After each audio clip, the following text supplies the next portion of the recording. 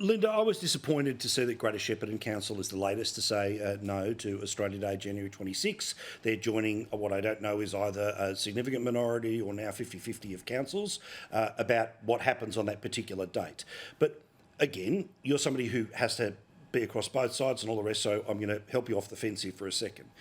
Do you think that something as significant as what is our community's attitude towards that day? Shouldn't there be some level of plebiscite before councils make these decisions? Shouldn't this be part of the platform that a councillor runs on? Because, sadly, local government seems to be the least informed electoral decisions that we seem to make, because unless there's party affiliation, unless you're very particularly aware of the local independent, it's still compulsory. You turn up and go, mate, who's Frank? Blah, blah, well, yeah, these sorts of things. But something as consequential as that. I'm not talking about passing a law, but do you think just as a way of doing it, that in order, if it is the true reflected opinion of the community, then okay. But if it's just 10 people sitting around doing it in the second year of the term, hoping nobody will notice, that seems to me to be a little out of step with the whole purpose of representative democracy. Look, of course, there's 537 councils and we all do things very differently. That's the hallmark of local government. But there's never been a councillor I've met who's not seen performing citizenship ceremonies as one of the most significant, vital things that we do as elected mayors and councillors. And it is, of course, a really significant honour. We know that a range of councils, and I don't have the numbers, but it's not a majority, don't hold citizenship ceremonies on Australia Day for a range of reasons. In many places, including from where James is from, it's extremely hot on the 26th of January, and so councils tend to hold them, in the evening the night before, or perhaps in the morning the next day. They still put some bunting up, though. Well, you can still have an Australian flag out in the sun. It's of course also the case that many councils, particularly regional councils, are running on the smell of an oily rag, and running an event on a public holiday is very expensive. But if they've got Chinese New Year banners, maybe they could make Happy Australia Day ones. Well, many of them do. I mean, the City of Sydney even flies Australia Day banners. So, councils do celebrate these things, and a small number of councils don't do it in response to concerns from their Indigenous communities. But there's a real diversity. I want to point out that even under the Morrison government, the Australia Day Awards for the federal government were not held on Australia Day. They were held the night before. So this is a common practice by all forms of government. And in the City of Sydney, my council, we have enormous celebrations. We have this enormous Yabin festival in the afternoon that celebrates Indigenous culture. We often have citizenship ceremonies in the morning, although not every year. There's boat races out on the harbour. There's a huge number of things, many of them put on by the city and many of them put on by the state government. So the message is there's a diversity of approach.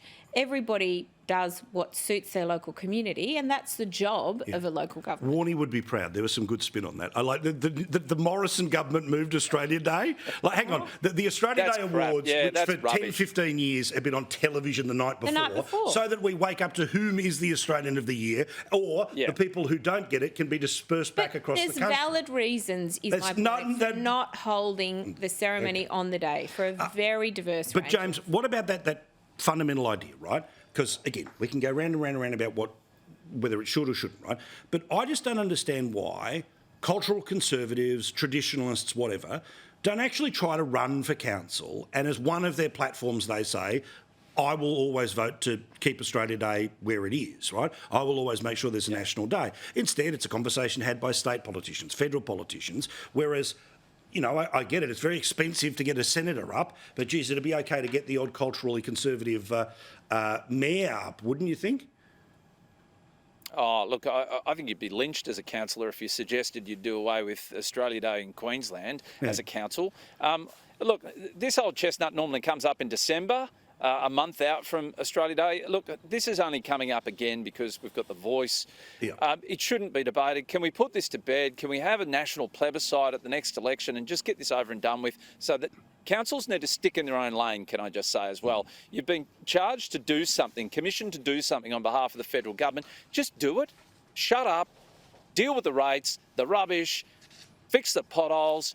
Go to hell otherwise, because we're sick to death of hearing about councils dictating Australia Day. Stop James, it. councils are the most trusted level of government, actually, in this nation. No, Of any you're level not. of government, No, you're local not. governments You're are not consistently recognised the most constitutionally, trusted level not of one government. bit. The Australian people voted at a referendum to say to you guys, stick in your own lane. That may we be only true, and yet recognise in we're the the most Constitution, trusted. We're state offering and certainly federal, hundreds of services. stick in different your own lane. services. All right, I want to ask one here. David No. Pocock is the latest of what seems to be, the majority of organisations, from the Human Rights Council to media organisations and many in between, to say the misinformation bill currently being thought about by federal parliament, that the balance isn't right. Now, I think we can always bet that David Pocock gives the government what it wants in exchange for the ACT will have a couple more senators probably in place by the next election. Just a random idea about how negotiation works. Now, your boss calls him Doormat Dave because he always ends up giving the government what he wants, what they want. You're fluent in Pocock. What does this mean?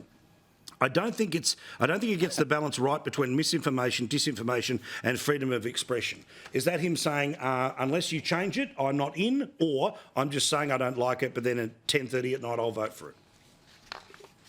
That's likely to happen. Look, this might be the first time I agree with David Pocock. I was quite shocked today. I was scrolling through one of the social medias and I noticed there was a big misinformation thing over one of Malcolm Roberts' posts, and I thought to myself, I've got to go and check this out. It was a Tesla battery car fire and the thing's popping off, pop, pop, pop, pop, and just wouldn't stop. And I thought, why is that misinformation? It's the truth. Yeah, and correct. yet somebody is out there saying, oh, no, this is misinformation. We're going a step too far.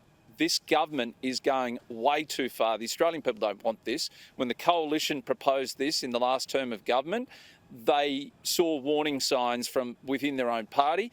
They quickly changed. What is it about Labor that they can't see? The Australian people do not want to be shut down from having an alternative view, an alternative opinion, and being able to voice it without being put in social media jail or having social media fine millions of dollars for that post. Yeah, because remember, of course, if they openly came out and said they're going to go after the opinion pages of the newspaper or the opinion on the radio or the opinion on television, that, of course, the industry would go nuts. The internet, where, of course, many people interact with the opinion in the newspaper, on the television, on the radio, well, then we can turn around and pretend that it's a completely different thing when you're watching things on YouTube or Facebook. All right.